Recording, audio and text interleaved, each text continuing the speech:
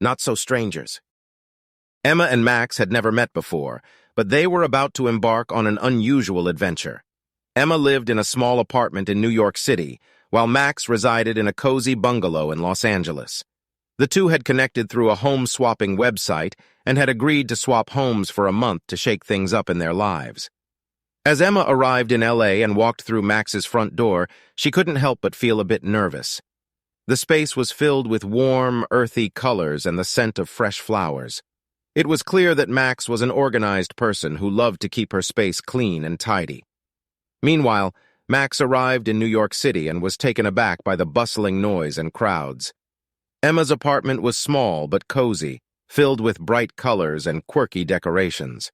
As the days went on, Emma and Max settled into each other's spaces, exploring their new surroundings and discovering the differences between their lifestyles. Emma spent her days walking along the beach and soaking up the sunshine, while Max wandered through the bustling streets of New York, taking in the vibrant culture. One day, while rummaging through Max's closet, Emma stumbled upon a photo album.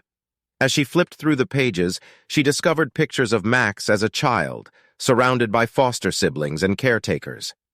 Emma couldn't help but feel a twinge of sadness as she read the captions beneath the photos, detailing the struggles Max had faced growing up without a stable family. Later that day, Max called Emma to check in, and Emma couldn't help but bring up the photo album. "I had no idea you grew up in foster care," she said softly. Max hesitated for a moment before responding. "Yeah, it wasn't easy, but I've learned to let go of the past and focus on the present," she replied. As the conversation continued, Emma started to reveal details about her own childhood. She too had grown up in foster care, moving from home to home until she was adopted at the age of 12. Max was shocked to hear this and couldn't help but feel a sense of connection to Emma.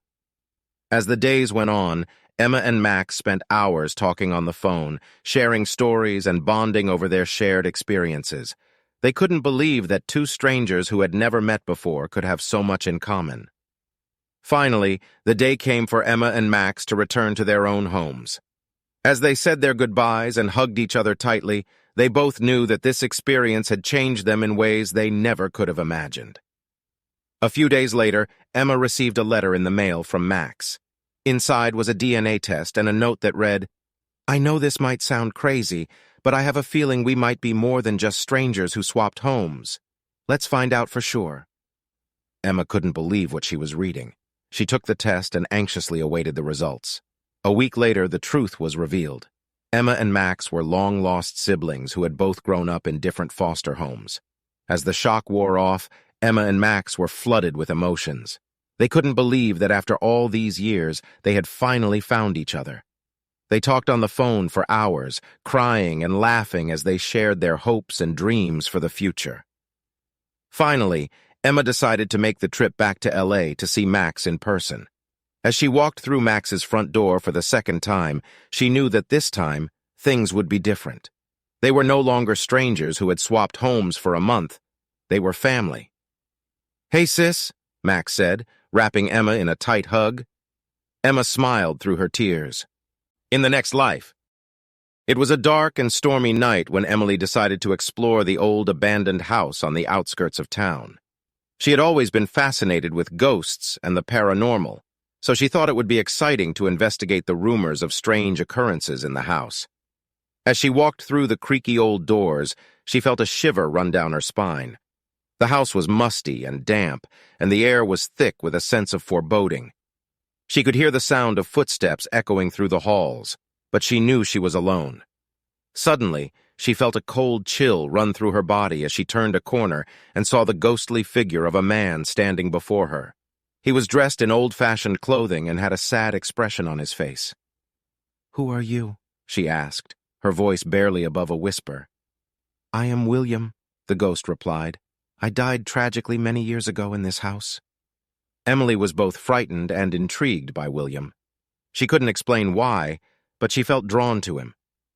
As they spent more time together, Emily learned more about William's life and the circumstances surrounding his death. He had been a successful businessman, but he had lost everything when his wife and children died in a fire that destroyed his home. "I've been trapped in this house ever since," he explained. I can't move on to the afterlife until I find peace. Emily felt her heart breaking for William. She knew how much he longed for release and was determined to help him find it. They spent many hours together, sharing stories and getting to know each other. Emily could feel herself falling in love with William, but she knew their love could never be. One night, as they sat together in the old library, William turned to her and said, "Emily, I love you, but I know that you cannot stay here with me. You must go back to the living and live your life." Emily felt a tear run down her cheek as she replied, "I love you too, William, but I cannot leave you here alone." William took her hand and said, "You must go. You have your whole life ahead of you. I will always be here, waiting for you in the afterlife." Emily knew he was right.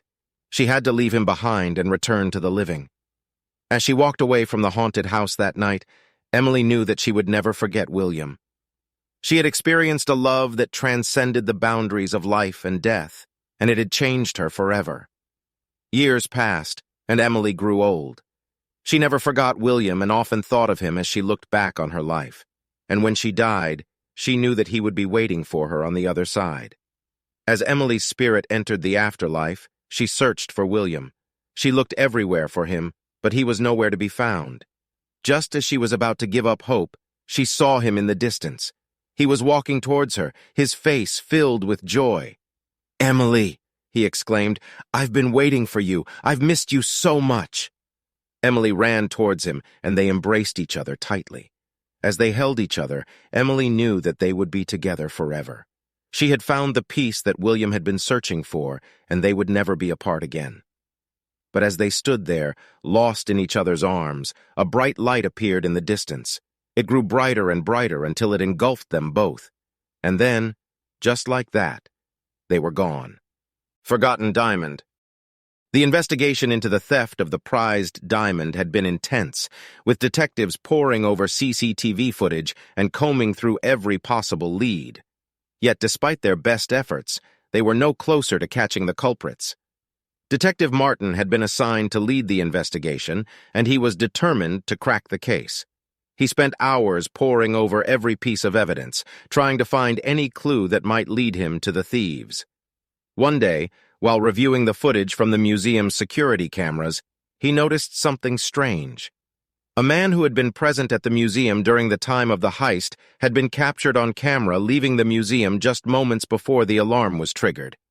Martin immediately recognized the man as Jameson, a wealthy businessman who had been at the museum that day to view the diamond. At first, Martin dismissed the possibility that Jameson could be the thief. After all, he was one of the most respected businessmen in the city, and he had no prior criminal record. But as Martin continued to investigate, he began to uncover a web of secrets and lies that had been hidden in plain sight all along. It turned out that Jameson had a history of financial troubles and was deeply in debt.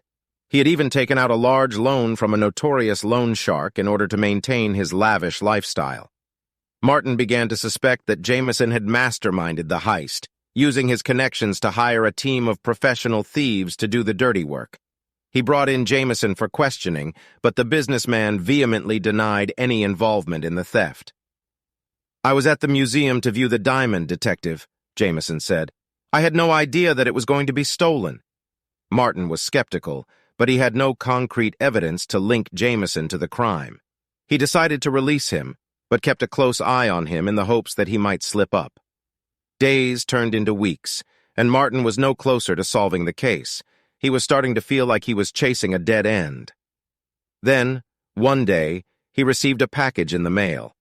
Inside was a note and a small diamond.